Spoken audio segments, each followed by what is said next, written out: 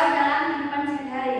Ya, jadi Abu Bakar As-Siddiq ini adalah sahabat terdekat Nabi Muhammad SAW. Beliau juga pemimpin umat Islam pertama setelah Nabi Muhammad wafat. Sejak dulu sebelum Islam masuk, Abu Bakar As-Siddiq ini itu orang yang baik dan jujur. Beliau tidak pernah minum minuman keras dan tidak pernah menyembah berhala.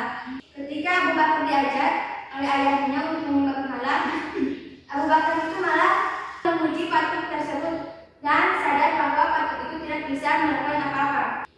Kemudian ketika Nabi Muhammad SAW menyebar ajaran Islam, Abu Bakar adalah salah satu orang pertama yang langsung percaya. Beliau sangat setia dan mendukung Nabi Muhammad SAW.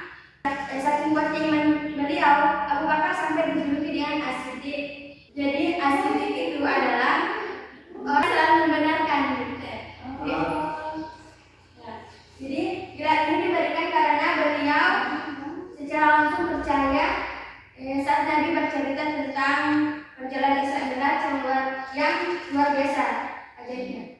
Padahal banyak orang yang ragu dengan cerita tersebut.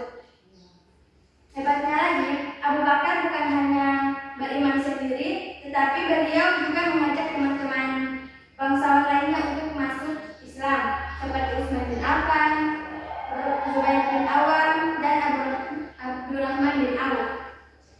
Mereka semua menjadi sahabat Nabi yang luar biasa. Ada banyak sekali sifat baik dari Abu Bakar As-Siddiq yang bisa kita teladani. Yang pertama itu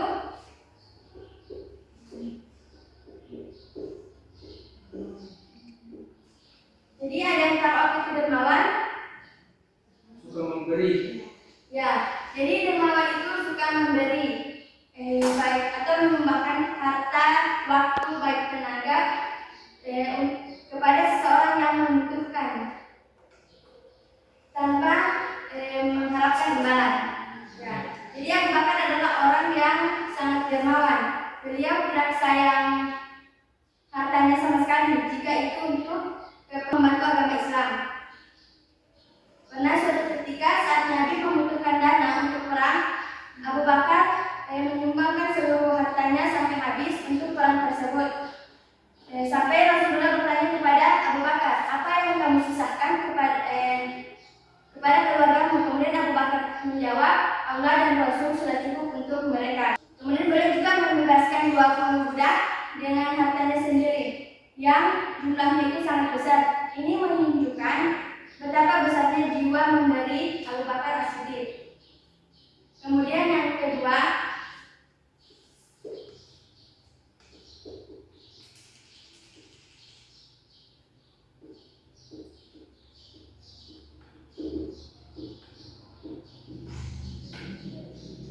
itu teguh dalam keimanan. Jadi Abu Bakar ini punya iman yang sangat kuat. Saat Nabi bercerita tentang Isra Mi'raj, banyak yang ragu tentang cerita tersebut, tetapi ada membenarkan cerita tersebut. Dan para ulama pernah juga ada seorang tokoh Quraisy yang menawarkan pertolongan kepada Abu Bakar, namun tapi dengan syarat beliau tidak boleh menyebarkan ajaran Islam. Kemudian Abu Bakar yang tegas menolak dan berkata, jika Tuhan melarang saya mengembangkan agama Allah, maka saya tidak memerlukan bantuan karena perlindungan dari Allah sudah cukup. Bahkan saat menjadi pemimpin atau khalifah, beliau sangat teguh membela Islam. Beliau berjanji selama aku hidup akan membiarkan agama ini hancur. Saking hebatnya Imam Abu Bakar, Utsman bin Affan pernah berkata, seandainya keimanan seluruh penduduk bumi ditimbang dengan keimanan Abu Bakar, maka keimanan Abu Bakar lah yang lebih berat. Kemudian yang ketiga itu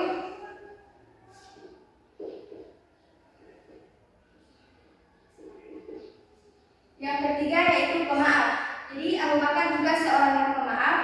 Dan ketika anaknya Abdullah meninggal karena terkena panah saat perang, ketika itu utusan dari kaum Taghlib yang melepas panah itu datang dan sudah masuk Islam. Abu Bakar menunjukkan panah itu dan bertanya siapa yang mengenalnya. Kemudian setelah tahu pelakunya, Abu Bakar tidak marah sama sekali. beliau justru bersyukur karena anaknya mati syahid dan orang yang melepaskan panah tersebut masuk Islam. Ini menunjukkan hati beliau yang sangat lapang. Kemudian yang keempat,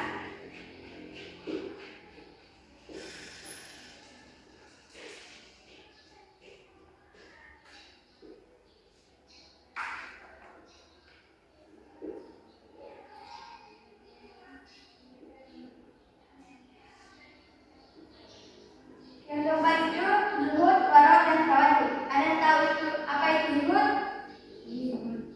Cukup. Yang lain? Ada yang lain? Sederhana. Ya, jadi zuhud itu sederhana atau tidak terlalu mencintai dunia dan hanya mengambil secukupnya saja untuk akhirat. Yang tahu itu warok? Hati-hati ibu.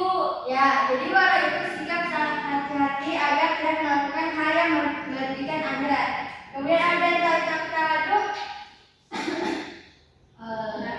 Dia tahu ibu.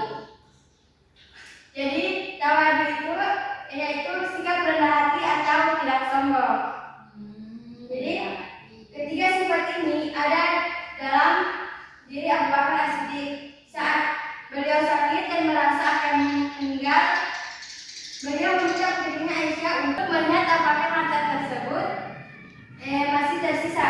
Kemudian Aisyah melihat yang tersisa hanyalah seekor unta dan seorang budak yang harus dikembalikan kepada pemimpin selanjutnya. Beliau tidak mewariskan banyak harta dunia, tetapi mewariskan iman dan kesederhanaan.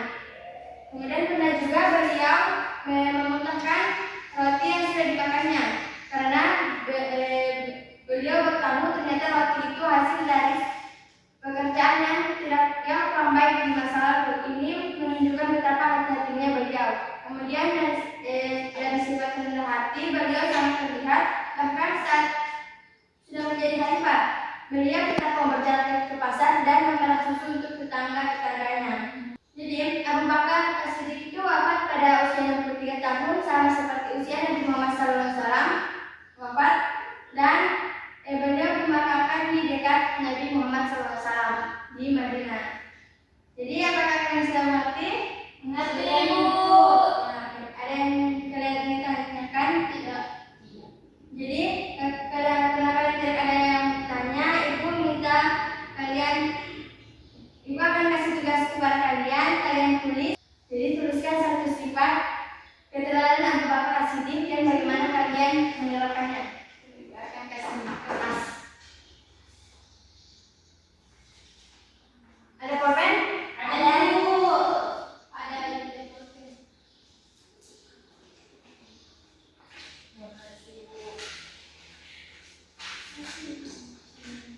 Jadi nanti kumpul di depan ya. Iya ibu. Tulis nama ibu. Ya, kasih waktu 5 menit.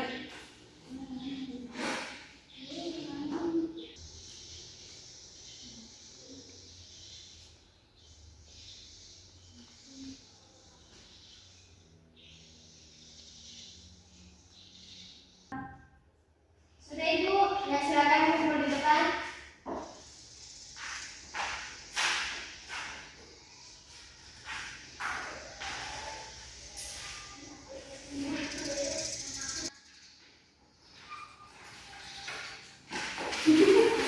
Ini ibu, terima kasih ibu.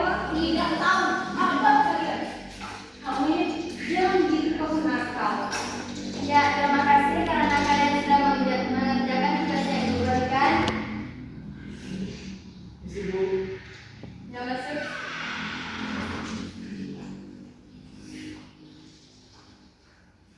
Jadi anak-anakku, dari kisah Abu Bakar As-Siddiq ini kita bisa belajar banyak hal. Beliau adalah sahabat Nabi Muhammad SAW yang luar biasa dengan iman yang sangat